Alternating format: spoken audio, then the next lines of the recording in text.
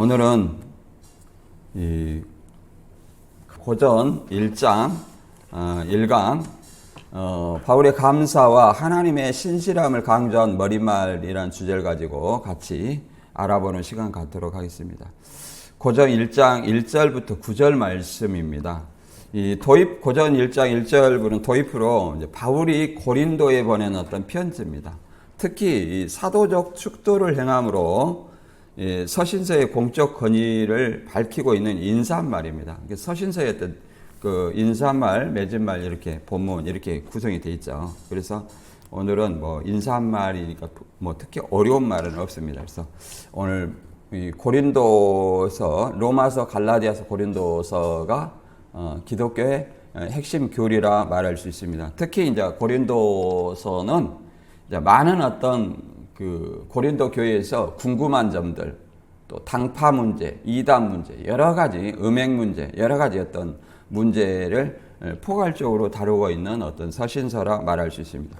이런 어떤 고린도 전서 전체적인 어떤 개관과 그다음에 교회와 그리스도의 강림이라는 어떤 주제를 가지고 같이 알아보는 시간 갖도록 하겠습니다. 고전 1장 1절부터 9절까지 같이 읽어보도록 하겠습니다. 하나님의 뜻을 따라 그리스도 예수의 사도로 부르심을 받은 바울과 형제 소스데네는 고린도에 있는 하나님의 교회 곧 그리스도 예수 안에서 거룩하여지고 성도라 부르심을 받은 자들과 또 각처에서 우리의 주 곧 그들과 우리 주 되신 예수 그리스도의 이름을 부르는 모든 자에게 하나님 우리 아버지와 주 예수 그리스도로부터 은혜와 평강이 있기를 원하노라.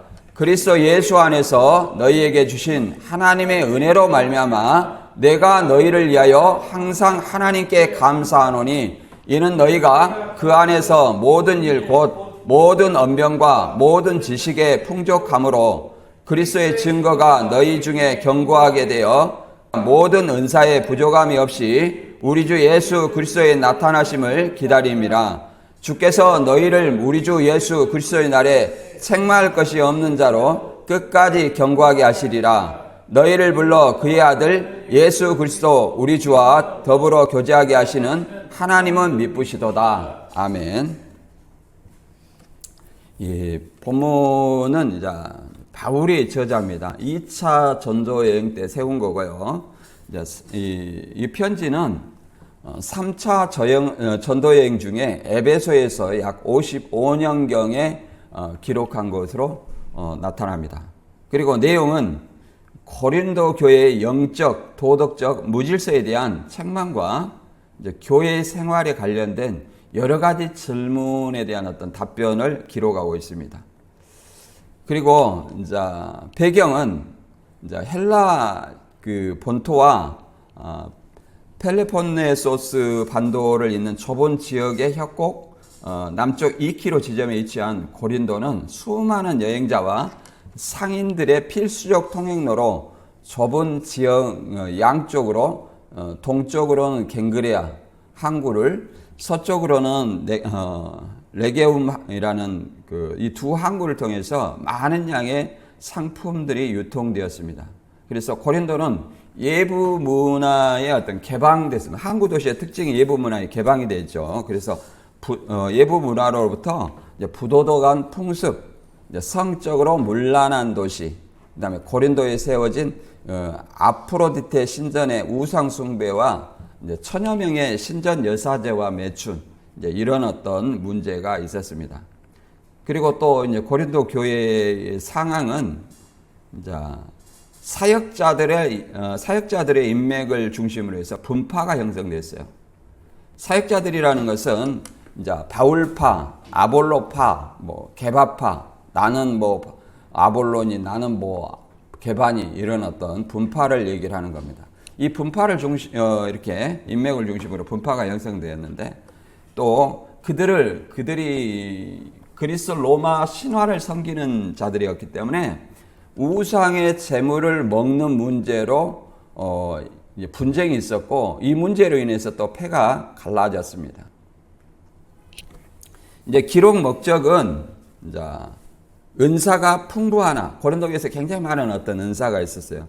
사도행전의 방언과 고린도 방언은 분명히 다릅니다. 어떤 사람들은 이 고린도 방언과 사도행전의 방언이 같다 얘기하나 사도행전의 오순절의 방언은 15개국의 나라에서 나라말로 행해지는 복음을 전하는 외국어이지만 고린도에서 행해지는 어떤 은사로서 방언은 사람의 언어가 아닙니다. 그래서 오직 자기도 모르고 남도 모르고 하나님만 아는 말이라고 그랬습니다. 그렇기 때문에 이 은사에 대해서 교회에서 하지 말라 이런 어떤 얘기를 했죠. 이런 어떤 고린도 교회에서 이제 신앙의 상태가 어린아이와 같은 육신적인 상태에 있었다는 거예요. 그래서 바울이 전한 어떤 교리를 잘 이해하지 못했어요. 그래서 내가 너희를 어린아이와 같이 대한다 이렇게 말합니다. 그래서 그 교리 오류를 수정하기 위해서 보냈고, 또 분쟁, 그 다음에 뭐 이단으로 인해서, 그 다음에 또 여러 파벌로 인해서 분쟁, 그 다음에 성적인 부도덕, 심지어 이 아포로테 때 신전의 우상 숭배와 여사제 어떤 음행 이런 문제도 있었지만 거기는 일부 다처제입니다. 그래서 자기 계모와 고전 5장에 나와 있죠. 계모와 사는, 계모와 음행하는 그런 일도 내부에 있었습니다. 그래서 적은 누룩이 온동에 퍼지는 것을 알지 못하느냐 고 쫓아내라고 그랬죠. 그 다음에 세상 법정에서 소송, 그 다음에 결혼과 이혼에 대해서 바울이 얘기를 하죠. 그 다음에 우상의 제물에 대한 어떤 식사, 고전 10장에 대해서 얘기를 했고, 우상의 제물을 어떻게 먹어야 되냐 말아야 되냐 이런 어떤 문제. 그 다음에 주의 만찬 11장에 성만찬을 얘기하죠. 이걸 어떻게 해야 되느냐. 그 다음에 영적 은사의 오용, 은사를 교회 안에서 서로 남발하는 거예요. 그래서 방언을 할 때 질서대로 하고 하려면 통역하는 자를 반드시 드려라 이렇게도 얘기하고 있죠. 그 다음에 예배 드릴 때 질서, 그 다음에 부활에 대한 어떤 문제 이런 것들을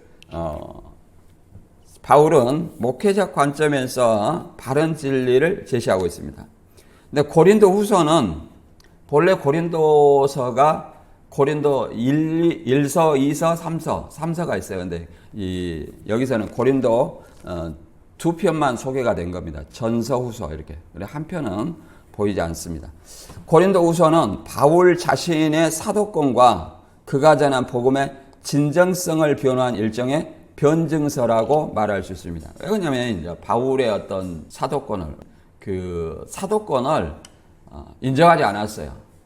왜 그러냐면 그 당시에 사도권을 어떻게 생각했냐면 예수님의 12사도, 예수님이 직접 보낸 12사도만 사도로 바울이 인정했어요. 그래서 그들만 쉽게 말해서 생활비를 보조를 했어요. 교회에서 생활비 보조하잖아요. 그런 걸 보조했어요. 그래서 바울은 그것이 걸림이 될까봐 쓸 권이 있지만 쓰지 않는다 하면서 자비랑했죠. 천막 제조를 하면서 브리스갈라와 아굴라를 통해서 천막 제조하면서 그 비용으로 자비랑을 했죠. 이에 반해 고린도 전서는 초대교회가 막 태동하고 있는 이 전도자들에 의해 교회가 폭발적으로 확장되어 가던 시기에 바울이 성도들이 이제 2차 전도여행정이 설립되었는데 그때의 어떤 삶의 상황에서 파생된 각종 문제, 그에 대한 답변을 주로 실생활에 관련된 교훈을 주는 어떤 교훈서라고 말할 수 있습니다. 그래서 이렇게 보면 3차 전도여행정의 에베소 보면 여기 보면 고린도 개요가 나오죠. 도입부, 교회 내 분쟁에 대한 책망, 그 다음에 도덕적 무질서, 책망, 그 다음에 결혼에 대한 교훈, 우상의 재물 취식, 우상의 재물 먹어야 되냐 말아야 되냐, 그 다음에 공적 예배, 머리에 수건을 써야 되냐 안 써야 되냐, 그 다음에 그 예배 드릴 때 방언을 해야 되냐 안 해야 되냐 이런 어떤 문제, 그 다음에 부활에 관한, 부활은 어떻게 하느냐. 그냥 종결부 이렇게 구분되어 있습니다. 그래서 여기 그 다음에 이제 바울 서신의 내용을 보면 교리 서신으로 로마서, 갈라디아서, 그다음 고린도 전후서가 이렇게 기록되어 있죠. 오늘은 이제 이번부터 이제 교리서 고린도 전서후서를 쭉 할 생각입니다. 그리고 고린도서는 말 그대로 3차 전도 여행 기간에 쓰여진 거고요. 에베소 개척 활동과 그 기간에 발생한 고린도 교회의 문제를 이제 이렇게 설명하고 있습니다. 2차 전도 여행 기간에 쓰여진 것은 데살로니가 전후서, 갈라디아서. 3차 전도 여행 기간에 쓰여진 것은 뭐예요? 고린도 전서라고 이렇게 얘기를 합니다. 우리가 그 다음에 그림을 보면 여기서 3차 전도 여행 노선이 있죠. 수리아 안디옥. 이게 수리아 안디옥이라는 것은 바나바가 담임으로 있던 곳이었죠. 이게 다소는 뭐예요? 다소는 길리기아 다소, 바울의 고향이죠. 바울의 고향이고, 이고니온. 그 다음 해가지고 에베소에서 이제 고린도 전서를 기록했다고 이렇게 나오죠. 눈물로 쓴 편지라고 이렇게 얘기합니다. 그 다음에 미들레네, 그 다음에 아소, 드로아, 그 다음에 쭉 보면 데살로니가서 베레아, 고린도 이렇게 고린도에서 이제 되돌아갔다 얘기를 합니다. 고린도에서 데살로니가 전후서, 갈라디아서, 로마서를 쓴 걸로 얘기를 하고 있죠. 그래서 다시 고린도에서 다시 에베소로 돌아간 걸로 이렇게 그림이 표시되어 있죠. 고린도를 보면 어떻게 해요? 항구 도시죠. 항구 도시의 특성상 굉장히 부도덕한 도시입니다. 그래서 많은 어떤 문물이 개방이 되는 어떤 그런 도시예요. 그 다음에 여기 보면 3차 선교 여행으로 개척된 교회, 이제 에베소 교회에서 썼다 얘기를 하죠. 그 다음에 에베소 교회 선교 활동 중에 일어난 일이 이제 고린도 후서에만 있는 정보고요. 이제 에베소를 떠나는 사도 바울 이렇게 했습니다. 그 다음에 이렇게 보면 교회 개척이 이렇게 나와 있죠. 에베소와 고린도. 여기 이제 에베소가 있는 이쪽을 소아시아라고, 저기를 이제 빌립보, 데살로니가, 베레아를 여기를 이제 마게도냐라고 얘기를 하는데 유럽 쪽이라고 이렇게 얘기할 수 있죠.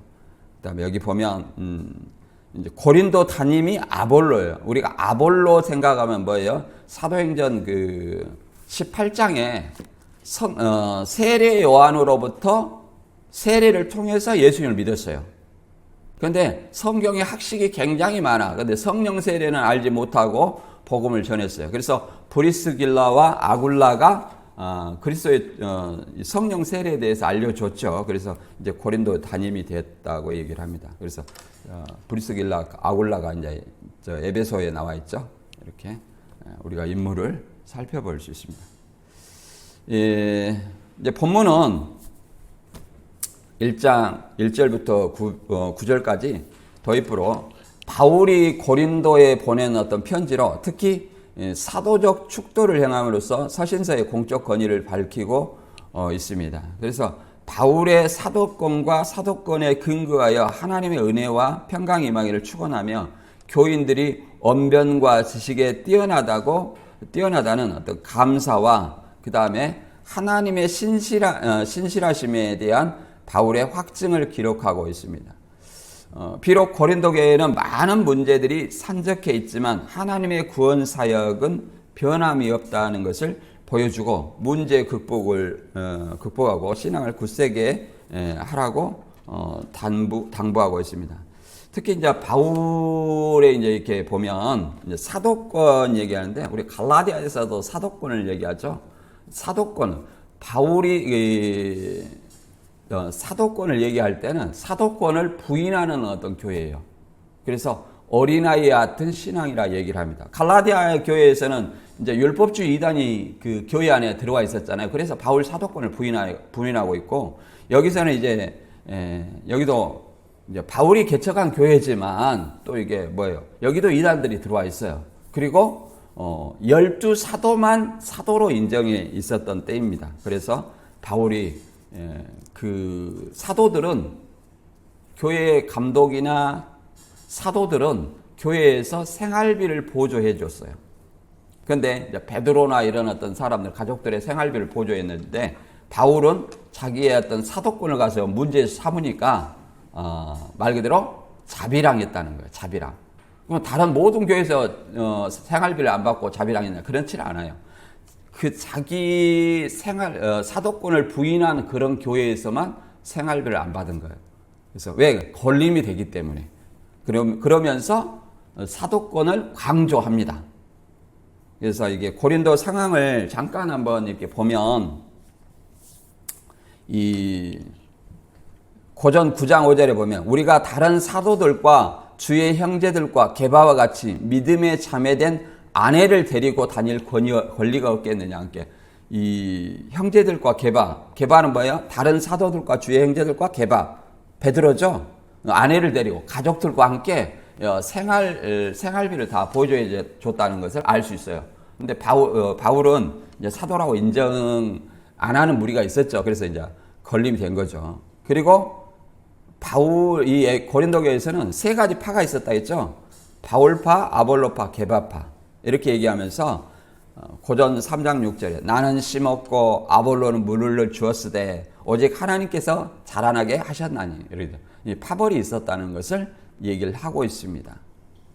그래서 이 바울파나 아볼로파나 게바파나 아무것도 아니되 오직 교회의 터는 예수 그리스도라고 얘기를 합니다. 그래서 이 고전 3장 9절과 10절 11절 보면 우리는 여기서 우리라는 것은 뭐예요? 바울 동역자들이죠. 하나님의 동역자들이요. 바울파, 아볼로파, 게바파 필요 없다는 거예요. 하나님의 동역자들이다. 교회 안에서. 너희는 하나님의 밭이여 너희는 하나님의 집이니라. 내게 주신 하나님의 은혜를 따라 내가 지혜로운 건축자와 같이 터를 닦아두매 다른 이가 그 위에 세우나 그러나 각각 어떻게 그 위에 세울까 조심할지니라. 이 닦아둔 것 외에 다른 터를 닦아줄 자가 없으니 이 터는 곧 예수 그리스도니라. 이 말은 무슨 말이냐면 바울이 이 지혜로운 건축자와 같이 터를 닦아뒀다는 것은 바울이 고린도 교회를 세웠다는 걸 의미합니다. 그래서 고린도 교회를 그리스도를 전파해서 세웠는데 다른 이가 그 위에 세우나 그러면 다른 이가 이제 계속 치리를 하겠죠. 근데 어떻게 세울지 조심할지라. 그리스도의 터에 올바른 어떤 진리로서 고린도 교회를 세워 나가야 되죠. 그런데 이 닦아둔 것 외에 다른 터를 닦아줄 자가 없으니 그러면 이 터는 누구예요? 예수 그리스도다. 예수 그리스도 터 위에 고린도 교회를 세웠는데 다른 터는 뭐예요? 이제 이단들을 얘기하는 겁니다. 영지주의 이단, 그 다음에 뭐예요? 여기 다른 예수 나오죠? 11장 4절에 보면. 다른 예수, 다른 영, 다른 복음. 이게 영지주의 이단들을 얘기하는 거예요. 그 다음에 또 뭐예요? 율법주의 이단들도 있어요. 고우 11장 22절에 그들이 히브리냐 나도 그러하며 그들이 이스라엘이냐 나도 그러하며 그들이 아브라함의 후손이냐 나도 그러하며 그들이 그리스도 일꾼이냐 정신없는 말 하거니와 나도 더욱 그러하도다. 그래서 외부에서 들어온 어떤 이단들이 있었어요. 이게 옛날이나 지금이나 이렇게 보면 똑같은 것 같아요. 다만 이단의 종류만 다른 것 같아요. 외부에 이단이 있고 들어온 이단이 있어요. 지금 뭐 안상홍이나 신천지나 정명석이나 이런 데가 없어지지 아니하고 교회에 침투를 하잖아요. 똑같은 거예요. 그래서 고우 11장 13절에 이런 사람들을 거짓 사도요 게으리였거니 자기를 그리스도의 사도로 가장하는 자들이니라. 그래서 가장하기 때문에 우리는 분별하는 능력이 필요합니다. 뭘로 분별해요? 성경으로요. 이게 성경을 우리가 우리 제대로 알지 못하기 때문에 이단에 미혹되고 특히 이제 우리나라가 복음이 들어올 때 개혁 한글이 많이 이게 중요한 역할을 했습니다. 그러나 이제 이단 교주들이 개혁 한글 가지고 성경을 왜곡하다 보니까 이제 개혁 한글을 좀 새 번역이나 좀 현대인의 성경으로 이렇게 바꿀 필요가 있지 않겠냐. 개인적인 생각입니다. 그럼 이렇게 바꾸면 성경이 너무 쉬워요. 너무 쉽다 보니까 이단에 미혹될 일이 없는 거예요. 왜곡되게 가르쳐도 성경에 다시 읽어보니까 이게 그런 말이 아니, 거기서 가르친 말이 아니잖아요. 예를 들어서 신천지에서 비유풀이 한다고 해서 낱말 짝을 얘기를 하는데, 비유풀이가 낱말 짝이 아니에요. 본문의 문맥에서 읽어보면, 앞뒤 문맥을 읽어보면 다 문제와 답이 있어요. 비유풀이는. 그게 비유풀이지. 저자의 의도와 이 낱말 짝은 뭐예요? 저자의 의도와 완전히 다른 거예요. 저자의 의도. 성경은 하나님이 선지자를 들어서 주신 메시지, 그 저자의 의도를 우리가 파악해야 되고, 신약도 예수님이 사도를 들어서 쓴 그 사도들의 의도, 저자의 의도를 파악해야 됩니다. 이 낱말 짝은 뭐예요? 결국은 저자들의 의도를 왜곡한 것이고, 저자들의 의도를 왜곡한 것은 하나님의 뜻을 왜곡한 것이다. 이렇게 말할 수 있는 거예요. 그래서 우리가 분명히 성경의 무지 때문에 이단에 미혹된다는 사실을 아시고, 하나님의 말씀으로 항상 전신갑주해야 된다. 이렇게 말씀드릴 수 있습니다. 그래서 본문 1장 1절부터 읽어보고 설명하겠습니다. 하나님의 뜻을 따라 그리스도 예수의 사도로 부르심을 받은 바울과 형제 소스데네는 고린도에 있는 하나님의 교회 곧 그리스도 예수 안에서 거룩하여지고 성도라 부르심을 받은 자들과 또 각처에서 우리의 주 곧 그들과 우리 주 대신 예수 그리스도의 이름을 부르는 모든 자들에게 하나님 우리 아버지와 주 예수 그리스도로부터 은혜와 평강이 있기를 원하노라. 딱 서신서에 인사말 있죠. 저자가 누구냐? 바울이죠. 그리고 형제 소스데네 이렇게 얘기하죠. 여기서 이제 사도로 부르심을, 왜 이런 말을 했겠어요? 이 고린도 교회가 바울의 사도권을 인정했으면 사도를 강조 안 했을 거예요. 근데 나 사도로 부르심을 받아, 나도 사도다. 12사도만 사도가 아니라 나도 사도다. 이렇게 얘기하고 있는 거예요. 그래서 제가 조금 전에도 얘기했듯이 원래 사도라는 것은 이제 아포스톨로스예요. 헬라어로 아포스톨로스. 보내심을 받은 자예요. 보내심을. 그러니까 누구로부터 보내심을 받았냐? 그리스도가 임명을 해서 직접 보낸 12제자만을 사도로 인정했습니다. 그러니까 다른 사도들은 다 인정했어요. 그래서 생활비나 이런 것들을, 가족들의 생활비를 다 보조했어요. 그랬는데 바울은 자기들이 봤어요, 안 봤어요? 안 봤잖아요. 그러니까 사도로 인정 안 하는 거예요. 인정하는 부분도 있었겠죠. 바울이 세운 교회니까. 근데 이거를 인정 안 하는 부류도 있다. 그러나 바울은 다메섹 도상에서 예수님의 부르신 사실을 근거로 해서 자신의 사도됨을 항상 얘기를 합니다. 갈라디아에서도 그렇게 얘기를 하죠. 갈라디아에서도 그렇게 얘기를 합니다. 그리고 소스데네는 고린도교의 회당장이라고 이렇게 소개되고 있습니다.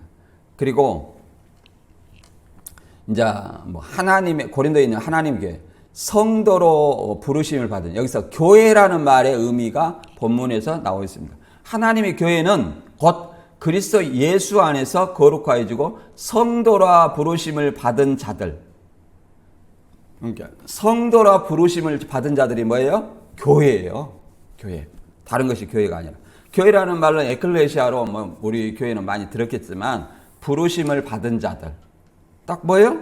성도라 부르심을 받은 자들. 이게 교회라는 의미예요. 그래서 또 각처에서 우리의 주 곧 그들과 우리 주 대신 예수 그리스도의 이름을 부르는 모든 자들에게 이렇게 얘기를 합니다. 예수님의 이름을 부른다는 것은 누군가 하나님의 말씀을 전파했기 때문에 그래요. 그것이 뭐예요? 예수님의 마지막 지상 명령이죠. 마태 28장 19절과 20절에 우리 기독교인들은 다 이 말씀 알고 있을 것입니다. 그러므로 너희는 가서 모든 족속으로 제자를 삼아 아버지와 아들과 성령의 이름으로 침례를 주고 내가 너희에게 분부한 모든 것을 가르쳐 지키게 하라. 볼지어다 내가 세상 끝날까지 너희와 항상 함께 있으리라 하시니라. 그러잖아요. 성령이 임하면 이게 모든 족속으로 제자를 삼아. 그냥 뭘로 제자를 삼아요? 복음을 통해서 제자를 삼아. 그럼 아버지와 아들과 성령의 이름으로, 여기서 성령의 이름이니까 교주 얘기하는데 그건 아닙니다. 이름이라는 것은 뭐냐면 정체성이에요. 정체성을 얘기해요. 여러분들도 이름을 잘 지어야 돼요. 그렇죠? 자기의 이름이 그 사람의 정체성을 드러내는 겁니다. 여기서는 성령의 이름, 성령의 정체성을 얘기를 하는 거예요. 그리고 성령이 임하면 뭐예요? 예루살렘과 유대와 사마리아 땅 끝까지 증인이 되라. 무슨 증인이냐? 부활의 증인이에요. 부활의 증인. 그래서 이 부활의 증인, 여기서 이제 교회의 의미도 뒤에 제가 아까 설명드렸습니다. 다시 나오는데, 교회가 뭐냐 이렇게 물어봤을 때 우리는 어떻게 대답해야 되냐? 뭐 에클레시아라는 말도 좋지만 성경에서 그 근거를 대라 그러면 어떻게 돼야 되냐면 마태복음 16장 16절에서 18절을 근거를 대야 돼요. 그래서 18절에는 이렇게 말하고 있습니다. 또 내가 내게 이르노니 너는 베드로라. 내가 이 반석을 내 교회 반석 위에 내 교회를 세우리니 음부의 권세가 이기지 못하리라. 그러면 이 베드로라는 뜻이 또 반석이라는 뜻이잖아요. 그런데 뭘 또 반석이라고 얘기하냐면 이 베드로의 신앙 고백입니다. 베드로만 신앙 고백한 것이 아니에요. 왜 그러냐면 제자들한테 물어봤어요. 그러니까 베드로가 먼저 답을 한 거예요. 베드로가 그냥 사도들의 수장이어서 대답을 한 것이 아니라 베드로가 성격이 급해서 먼저 대답을 한 거예요. 그 나머지 사도들은 뭐예요? 그냥 거기에 동의한 거죠. 뭐라고 고백했습니까? 베드로가 주는 그리스도여 살아계신 하나님의 아들이니다. 이게 고백이에요. 이 고백을 한 사람들의 모임이 뭐예요? 교회다. 이 고백을 한 것이 뭐예요? 이게 반석이 되고 그것이 교회라고 얘기를 할 수 있어요. 우리는. 그리고 이 교회의 터가 뭐예요? 누구예요? 예수 그리스도라고 얘기하잖아요. 에베소 2장 21절에 이렇게 말합니다. 이 안에서 지어져 간다는 거예요. 그리스도의 터 안에서 성전이 그의 안에서 예수 그리스도 안에서 건물마다 서로 연결하여 주 안에서 성전이 되어 가고 너희도 성령 안에서 하나님의 거하실 초소가 되기 위하여 예수 안에서 함께 지어져 가니라. 예수님의 진리의 말씀. 그러니까 우리가 성경을 어떻게 이해하고 믿느냐에 따라서 굉장히 우리의 마음의 성전이 달리 지어져 간다는 사실을 알아야 돼요. 우리의 사상도 마찬가지입니다. 내가 어떤 사상을 가지고 있느냐에 따라서 영이 달라진다는 것을 알아야 돼요. 내 마음의 성전이. 그렇잖아요. 세상에도 집이 여러 가지 종류가 있습니다. 그러나 그 집을 올바로 지어지지 않는다면 마태 7장 24절 이하에 맞는 말씀처럼 그러잖아요. 비가 내리고 창수가 치면 그러잖아요. 모래 위에 지은 집과 반석 위에 지은 집이 있어요. 모래 위에 지은 집은 똑같은 집이에요. 겉모양은. 그러나 비가 내리고 창수가 쏟아지면 모래 위에 집은 무너진다는 거예요. 오직 반석 위에 지은 집만이 그 형태를 유지하고 있어요. 그런 것처럼 진짜 진리, 어떤 말씀으로 우리가 마음의 성전을 지어야 되느냐, 어떤 말씀으로 내가 믿어야 되느냐, 그러니까 어떻게 믿어야 하느냐, 이게 굉장히 중요한 문제입니다. 그래서 교리의 중요성을 알아야 돼요. 교회를 다니면서 제가 늘 말씀드리지만 열에 한 명 정도나 우리 기독교 교리에 대해서 물어보면 대답할까 말까요? 참 안타까운 현실입니다. 이 정통이라는 타이틀 속에, 이 정통이라는 이름 속에 너무 안이하단 말이에요. 이단에 대해서. 그런 것에서 하나님의 전신갑주라는 말을 다시 한번 생각하게 됩니다. 교회의 긍정적 측면에 대한 바울의 감사 인사를 한번 보도록 하겠습니다. 고린도전서 1장 4절 이하입니다. 그리스도 예수 안에서 너희에게 주신 하나님의 은혜로 말미암아 내가 너희를 위하여 항상 하나님께 감사하노니 이는 너희가 그 안에서 모든 일 곧 모든 언변과 모든 지식의 풍족함으로 그리스도의 증거가 너희 중에 견고하게 되어 너희가 모든 은사에 부족함이 없이 우리 주 예수 그리스도의 나타나심을 기다림이라. 예, 그 신앙이라는 것은 그리스도 재림을 바라보면 신앙이에요. 그러니까 재림 갖고도 사기치는 교주들이 많이 있잖아요. 그 재림을 기다리는 소망이 잘못된 희망이 아니에요. 우리가 재림을 기다리니까 현재의 어려움을 극복할 수 있는 거예요. 인내와 믿음으로. 뭐 이렇게 잘 믿고 잘 사는 법. 이거는 데살로니가 전서에 보면 평안하다, 안전하다. 멸망의 호련이 그들에게 임한다는 거예요. 이걸 잠자는 신앙이라고 얘기합니다. 빛의 아들들은 어떤 신앙을 했나요? 깨어있는 신앙이에요. 깨어있는 신앙. 어떤 신앙? 깨어있는 신앙. 그 사람들이 마태 25장에 슬기로운 처녀와 같은 자들이에요. 그들에게는 예수님이 밤에 도적같이 이르지 못한다 이렇게 말할 수 있습니다. 밤에 도적같이 이르지 못한다. 그래서 항상 우리는 재림을 소망하면서 현재에 안주하지 않고 그러잖아요.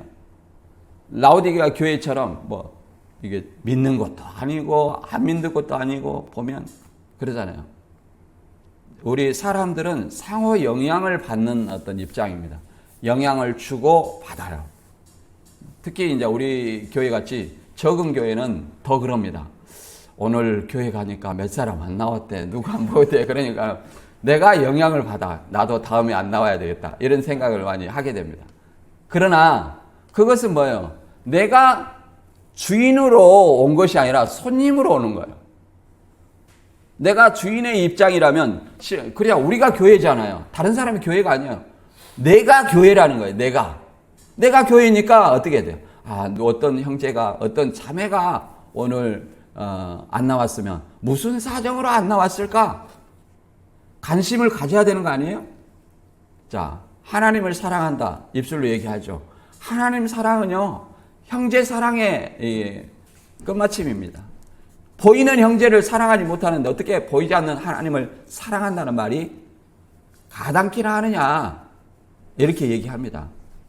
그것은 입술로만 주여주여 하는 것하고 마찬가지라고 우리가 생각이 됩니다. 그래서 사랑은 뭐예요? 한마디로 무관심이 아니라 관심이 사랑이에요. 관심을 좀 가집시다. 아시겠죠? 관심을 가져야 돼요. 자, 여기서 이제 고린도 교회가 모든 언변과 지식의 풍족함으로 그리스도의 증거가 너에게 견고하게 되고, 이제 고린도 교회가 지식에 좀 있었나 봐요. 근데 왜 사도 바울은 이렇게 어린아이 신앙이라 했을까요?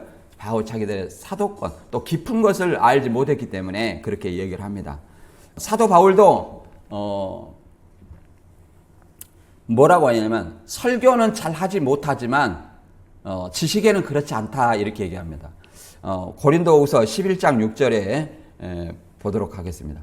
내가 말해는 능하지 못할지 모르지만 지식에는 그렇지 않습니다. 우리는 이것을 모든 일에서 여러 가지로 여러분에게 나타내 보였습니다. 나는 여러분을 높이기 위하여 나 자신을 낮추었고 또 하나님의 복음을 값없이 여러분에게 전하였습니다. 그렇게 한 것이 죄라도 된다는 말입니까? 나는 여러분을 섬기기 위해서 싹슨 다른 여러 교회에서 받았습니다. 그것은 다른 교회에서 빼앗아는 낸 셈입니다. 이 말은 무슨 말이냐면 사도 바울이 굉장히 많은 말들이 들어있죠. 이 말에는 설교에는 그렇게 유창하지 못하지만 하나님의 어떤 계시의 지식 오직 했으면 고린도후서에서 이렇게 말하고 있습니다. 그리스도에게 받은 계시가 너무 크기 때문에 자만하지 않게 하려고 사단의 사자 육체의 어떤 가시를 주었다. 육체의 질병. 저는 개인적으로 눈병이라고 얘기합니다만은 그 질병을 주었다 이렇게 얘기합니다. 그걸 바울이 계속 고쳐달라고 얘기를 했어요. 바울이 다른 사람 질병은 다 고쳐줬잖아요. 자기가 자신의 질병을 못 고칩니다. 하나님의 은혜, 그리스도의 은혜로 말미암아 거의 고쳐지는 거예요. 그러나 그리스도께서 뭐라고 그랬습니까? 자기의 어떤 받은 계시가 지극히 크므로 자만하지 않고 교만하지 않게 하려고 사단의 살을 주셨다. 나에게 어려움이 닥칠 때 누구를 의지해요? 내가 더 겸손해지고 하나님을 찾게 되는 겁니다. 그것이 은혜라는 거예요. 은혜라는 거예요. 내 잘남으로 그건 은혜가 아니에요. 그래서 또 여러분을 높이기에 나 자신을 낮추었고 하나님의 복음을 값없이 전하였습니다. 값없이 전했다는 거예요. 우리 교회도 그 상담비를 안 받아요. 여기 오면은 상담료 얼마입니까? 저는 뭐 50만 원도 안 받아요. 그냥 무료로 합니다. 아니 그래도 어떻게 그러냐? 그럼 알아서 형편껏 헌금하시면 됩니다. 없으면 그것도 가시고요. 근데 이게 옛날하고 좀 달라진 것이 뭐냐면은 옛날에는 이제 좀 이게 좀 속된 얘기 같지만 헌금을 한 10만 원 해요. 점점 이제 5만 원 하더라고. 그 다음에는 뭐라 하냐면 이제 찾아오시는 분들이 이제 음료수를 한 박스씩 사갖고 와. 요즘에는 그냥 와. 이 시대가 점점 각박해지는 거 아닌가 그런 생각이 들어요. 네. 그래서 찾아오는 것만으로도 저는 주님의 은혜라고 생각하고 굉장히 감사하게 생각합니다. 그들도 한 영혼이니까요. 이 바울은 뭐냐면 11장 8절에 나는 여러분을 섬기기 위해 싹슨 다른 여러 교회에서 받았습니다. 그 말은 고린도 교회에서 싹스를 받았다는 거야, 안 받았다는 거야? 안 받았다. 왜? 고린도 교회가 바울을 사도로 인정하지 않기 때문에 지금 이렇게 문제가 되기 때문에 받지 않았다는 거예요. 싹스를 줌으로 그냥 다른 사도들은 이 생활비를 줬잖아요. 근데 안 준 거예요. 이게 걸림이 되기 때문에 그렇다는 거예요. 그래서 이것은 고린도 교회가 책임져야 될 생활비를 다른 교회가 쉽게 말해 다른 교회에서 빼앗아 온 것과 같다 이렇게 얘기를 하는 겁니다. 그래서 아무튼 그리고 너희가 모든 부족함이 없이 우리 주 예수 그리스도 나타나심을 기다리면 나타난다는 것은 이제 재림을 의미하죠. 우리의 신앙은 뭐냐면은 재림 신앙이에요. 재림 신앙. 이게 우리가 크게 보면 설교나 이렇게 강의를 보면 이렇게 있더라고요. 재림에 초점을 맞춘 신앙이 있고 그런 설교가 있고 현재 어떻게 예수님을 잘 믿고 잘 사느냐 이런 어떤 신앙이 있어요. 그럼 어떤 생각이 드냐면 초림 때 사두개인들이 현재만 죽이셔야 했어요. 내세를 안 믿었어요. 그러다 보니까 현재 뭐예요? 돈과 쾌락 이런 거 직책 그러잖아요. 그래서 그 당시에 잘 살려면 누구한테 붙었어야 돼요? 친로마파. 로마에 잘 붙어야 돼요. 그래야 대제사장은 항상 그 사두개표가 받았어요. 그래서 그들은 내세도 없고 천사도 없다고 이렇게 믿었잖아요. 그러나 바리새인들은 뭘 믿었어요? 부활도 있고 내세도 있고 다 이걸 천사도 있다. 이걸 다 믿었잖아요. 오늘날도 그런 것 같아. 현재 어떻게 여러분들이 유튜브 가서 설교 들어보시면 그런 것들이 많습니다. 현재 쉽게 말해서 잘 잘 법, 잘 먹고 잘 사는 법 그런 거예요. 근데 상식적으로 신약 대부분이 AD 60년경, 계시록은 AD 95년경 이렇게 써져 있어요. 그러면 대부분 박해 기간에 쓰여졌다는 거예요. 박해 기간에 써졌어요. 그러면 박해가 잘 먹고 잘 사는 건가요? 아니에요. 잘 먹고 잘 사는 건 아니에요. 그리스도의 소망을 바라보고 그리스도의 재림을 소망을 바라보고 현재 박해에서도 자기 목숨을 내어줌으로써 그걸 기다렸다는 거예요. 우리도 마찬가지입니다. 재림의 소망이 없으면 우리가 어떻게 신앙할 필요가 있겠습니까? 데살로니가전서 3장 13절에도 이렇게 말합니다. 너희 마음을 굳게 하시고 우리 주 예수 그리스도께서 그의 모든 성도와 함께 강림하실 때에 하나님 우리 아버지 앞에서 거룩함에 흠이 없게 하시기를 원하노라 이렇게 얘기를 합니다. 그럼 강림하실 때 흠이 없게 하려면 어떻게 해야 돼요? 고전 1장 8절과 9절 마저 읽어보고 설명드리도록 하겠습니다.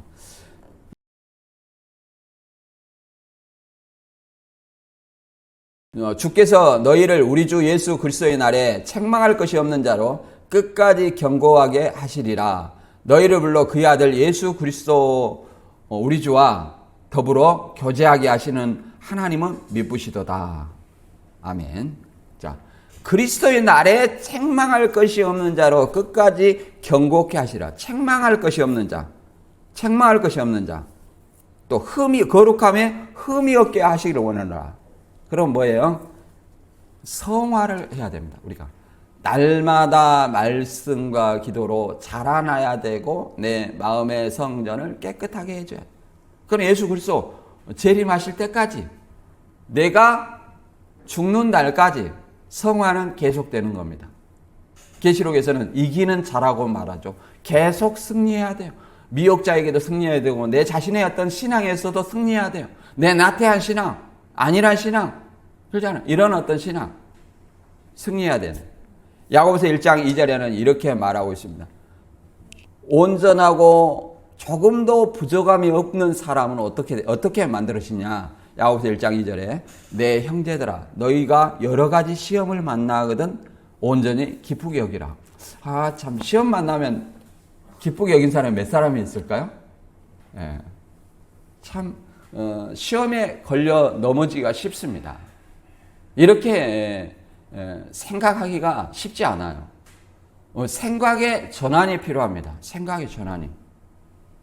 생각의 전환. 아, 나에게 일어났던 고난을 주시고 나에게 일어났던 시험을 주실 때 하나님이 나를 연단하사 나에게 귀한 사명을 주시려고 이렇게 하구나. 나에게 온전히 주 앞에 부끄러움이 없는 자로 세우기 위해서 그렇구나. 이렇게 우리 자신들을 생각을 바꿔야 돼요. 생각을.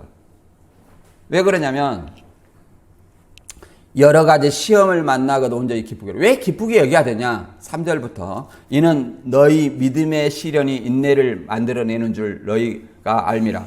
인내를 온전히 이루라. 이는 너희로 온전하고 구비하여 조금도 부족함이 없게 하려 함이라. 조금도 부족함이 없게 하려 함이라. 그렇게 말하죠. 조금도 부족함이 없이. 누가 그리스도에 강림하실 때 그러잖아요.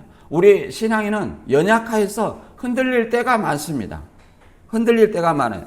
그러나 내가 시작할 때 확실한 것을 끝까지 붙잡으면 그리스도의 날에 함께 참여한 자가 된다고 얘기를 합니다. 그래서 날마다 우리 교회가 부족한 것이 뭐죠? 성도의 서로 교제. 교제가 좀 부족해요. 그 에베소 교회 같아요. 에베소 교회. 이단에 대해서는 잘 대응하지만 뭐가요? 교제가 부족해요.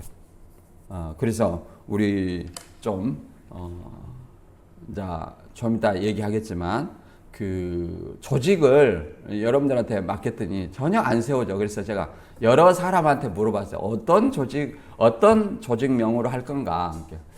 이 목장이라는 것을 누가 추천하더라고요. 장년부, 청년부, 부녀부, 신천지에서도 그렇게 하지만 우리 또 여기서는 남전도에 여전도에 뭐 이런 식으로 얘기하잖아요. 그런 것보다 훨씬 낫겠다 그런 생각이 들더라고요. 그래서 여러분들이 한번 생각해 보시기 바랍니다. 그래서 사도행전 2장 42절 여기 같이 한번 읽어보겠습니다. 사도행전 2장 42절 한번 읽어볼까요? 교회는 항상 이것이 있어야 돼요. 항상 이것이 있어야 돼요. 그래서 굉장히 어떤 사도행전 2장 42절이 중요합니다. 2장 42절 사도행전. 사도행전은 신약이에요. 사복음서 뒤에 있어요. 여기 PPT로 하다 보니까 성경을 찾을 일이 별로 없어요. 시작. 저희가 사도의 가르침을 받아 서로 교제하며 떡을 떼며 기도하기를 전혀 힘쓰니라. 자, 여기서 몇 가지가 나와요? 자, 가르침. 그죠? 가르치죠? 예. 초대교회는 가정교회예요. 가정교회. 그 다음에 서로 교제하며. 이게 그리스도의 사랑이에요. 사랑이에요.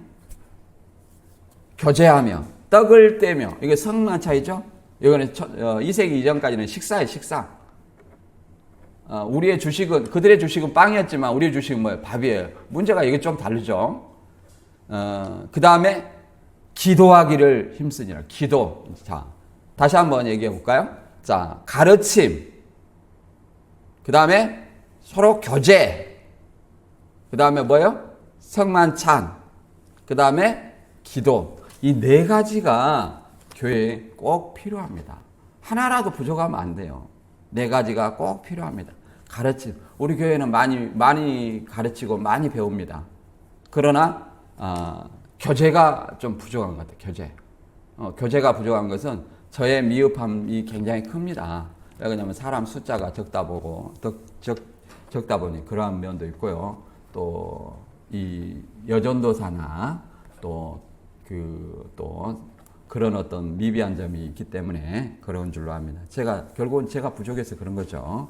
아무튼 이런 것들을 통해서 우리가 자라나는 자가 되었으면 좋겠습니다. 오늘 본문 다시 한번 정리하고 마치도록 하겠습니다.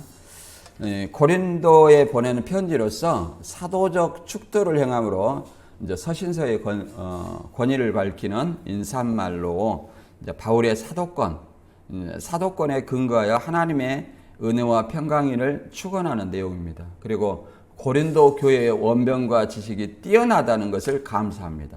우리 자신들도 그러잖아요.